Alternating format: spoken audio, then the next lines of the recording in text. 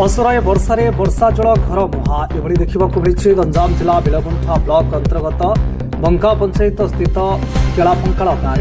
गाँव में नूतन रास्ता निर्माण होता बेले गाँव में वर्षा पानी एवं घर मुहा आंठुए लेखाएं पानी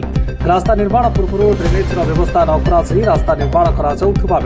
साधारण वर्षा गाँ दांड पानी घर मुहा आंठुए होता केलापंकाल ग्रामवासी अभियोग कर स्थानीय सरपंच तथा ब्लॉक प्रशासन को अभियोग करते कौन सुफल मिल पारिनी जहाँफल बढ़ुची जन असंतोष जहाँ ग्रामवासी आवाज ओडिशा कैमेरा आगे अभियोग कर सरकार को निजर दुख जन कोदलू कृष्णचंद्र पलाई रिपोर्ट आवाज ओडिशा।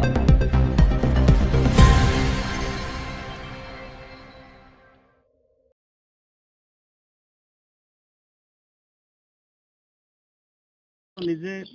वीडियो माध्यम देखिले फोटो माध्यम देखिले आप निजे अनुभव करंतु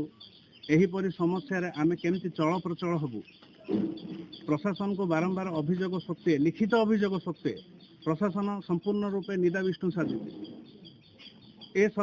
सरकार लोकों को सुविधा पाई सरकार अछंती ना लोकों को हैरान हरकत रे पकेवा पाई सरकार अछंती आमे निजे भी जानि पारुनु। से प्रश्न मो सरकार को आपन को मीडिया माध्यम रे पचरिया चाहे आमे कौन दोष करूँ ये हैरान होगापी जदि बारंबार प्रशासन को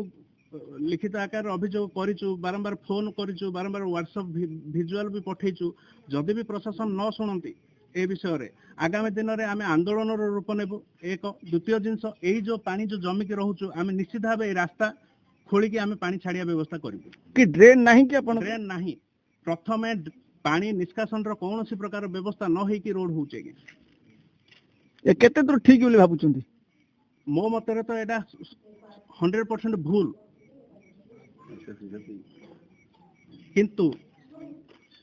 कार्य कंटिन्यू बारंबार अभियोग सत्वे मध्य काम जमती चलिया कथा सेमती काम चली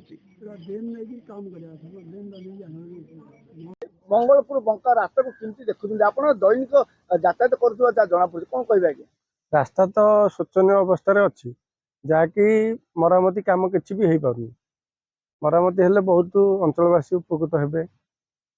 स्कूल कॉलेज जाऊँ पाने यू मंगलपुर आमर जहाँ भी हेले मंगलपुर गले ही डेलीवरी लोक सब प्रकार छोट पिला समस्ते जावा आसिया कर प्राय केते खंड गाँव लोके यातायात करथुबे 10 ରୁ 12 खंड गाँ लोक जावा आसिया कर